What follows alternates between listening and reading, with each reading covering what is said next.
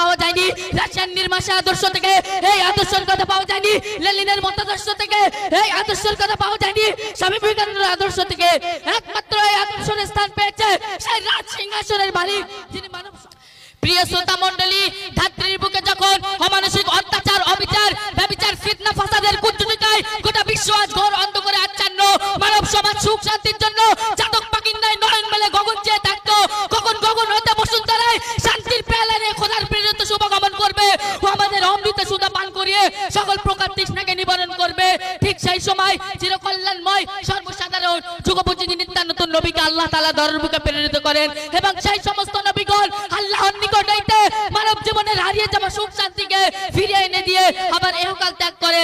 এরূপ ভাবে বাইরে রবিউল আওয়াল সুবহে সাদিকের সময় নবীগণের সর্দার বিশ্ব নবী সাল্লাল্লাহু আলাইহি ওয়াসাল্লাম, প্রিয় নবী সাল্লাল্লাহু আলাইহি ওয়াসাল্লাম বিন আব্দুল্লাহ বিন আব্দুল মুত্তালিব, আমিনা বিনতে আব্দুল মানাফ এমনি করে এক যুগে অভিবার বলেন যে যুগের মানুষ ছিল সিংহের চাইতে হিংস্র, অজগরের চাইতে বিষাক্ত, শিয়ালের চাইতে ধূর্ত, কুকুরের চাইতে লোভী, শুকুরের চাইতে নিকৃষ্ট। মানুষ বলে মানুষকে মনে করতো না, নারী জাতির ছিল না কোনো মর্যাদা, ফুলের নাই ফুটফুটে সন্তানকে তারা জানতো দাফন করতো। সে যুগের কথা মনে উঠলে নয়ন দিয়ে অশ্রু ঝরে, সে যুগের কথা মনে উঠলে পাষাণ হৃদয় টুকরে টুকরে কেঁদে ওঠে, যেন বাক্য পিঞ্জের হাহাকার প্লাবন বয়।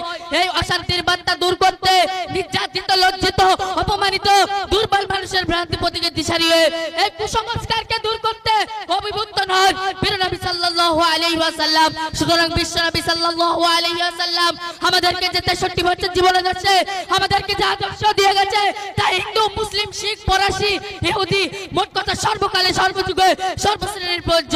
এই আদর্শের কথা পাওয়া যায়নি রাশিয়ান নির্মাশা আদর্শ থেকে, এই আদর্শের কথা পাওয়া যায়নি লেনিনের মতাদর্শ থেকে, এই আদর্শের কথা পাওয়া যায়নি স্বামী বিবেকানন্দের আদর্শ থেকে। একমাত্র এই আদর্শের স্থান পেয়েছে সেই রাজ সিংহাসনের মালিক যিনি মানব সম্প্রদায়কে মুক্ত পুত্রের ন্যায় গেঁথে রেখেছে। আসুন সেই প্রিয় নবী সাল্লাল্লাহু আলাইহি ওয়াসাল্লামের অনুপম আদর্শ থেকে দৃষ্টি নিক্ষেপ করি। প্রিয় শ্রোতা মণ্ডলী, প্রিয় নবী সাল্লাল্লাহু আলাইহি ওয়াসাল্লামের স্রষ্টা গ্রন্থরা যে বর্ণনা করেছে ইন্নাকা আলা খুলুকিন আযীম, অর্থাৎ নিশ্চয়ই আপনার আদর্শ সর্বশ্রেষ্ঠ। এর নির্দেশ পাওয়া যায় শৈশবকালে অর্থাৎ তার দুধপানকালে, কারণ তিনি ডান স্তম্ভ ব্যতীত রক্তরাগা উষ্ণ আপন সোনার জমানে স্পর্শ করেননি, কারণ সততা ছিল তার পেশা, আমানতদারি ছিল তার নেশা, গরিবের ছিল পিতা, এতিমের ছিল দাদা, ধনীর ছিল মাতা। তারা চলাফেরা ছিল নম্র ভদ্র, ভাষা ছিল মধুর চেয়েও মিষ্টি, তারা লেনদেন ছিল ঝর্ণার চেয়ে নির্মল। তবেই তো শত্রুরা এক বাক্যে স্বীকার করেছিল মুহাম্মাদির জনপ্রিয় নেতা, উপাধি ছিল তার সত্যবাদী ও আমানতদারি। হযরত খাদিজাতুল কুবরা রাদিয়াল্লাহু তাআলা আনহার উক্ত উক্তির সাক্ষ্য বহন করে যা বুখারী শরীফে উল্লেখিত, লাকাদ খাশিয়াতু আলা নাফস, অর্থাৎ হুজুর পাক সাল্লাল্লাহু আলাইহি ওয়াসাল্লামের অন্তরে ভয় ও বিভীষিকার কালো রেখা আঁচড় দিল।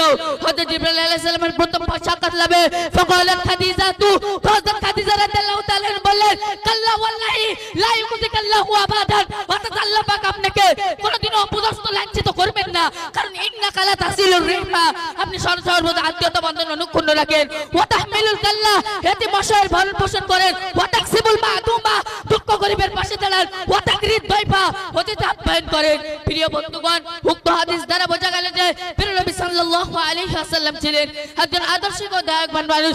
আসুন সে প্রিয় নবী সাল্লাল্লাহু আলাইহি ওয়াসাল্লামের আদর্শের দিকে দৃষ্টি নিক্ষেপ করি। প্রিয় শ্রোতা মণ্ডলী, এছাড়াও প্রিয় নবী সাল্লাল্লাহু আলাইহি ওয়াসাল্লাম শরীয়তে বলেছে একদা এক মহিলা যদি চুরি করে তাহলে শরীয়তে তার হাত কেটে নেবার নির্দেশ। সাহাবারা বলে উঠলেন ইয়া রাসূলুল্লাহ, ইয়া হাবিবাল্লাহ, হুজুর এটা তো একজন ভালো ঘরের মহিলা। তখন প্রিয় নবী সাল্লাল্লাহু আলাইহি ওয়াসাল্লাম বলেছিলেন এটা যদি আমার কলিজার টুকরা মেয়ে ফাতেমাও হতো তাও আমি এই একই নির্দেশ দিতাম। সুবহানাল্লাহ। তো এই বলে আমার সংক্ষিপ্ত বক্তব্য আমি এখানে ইতি করছি। ওয়া আখিরু দাওয়ানা আলহামদুলিল্লাহি রাব্বিল আলামিন। আসসালামু আলাইকুম ওয়া রাহমাতুল্লাহি ওয়া বারাকাতুহু।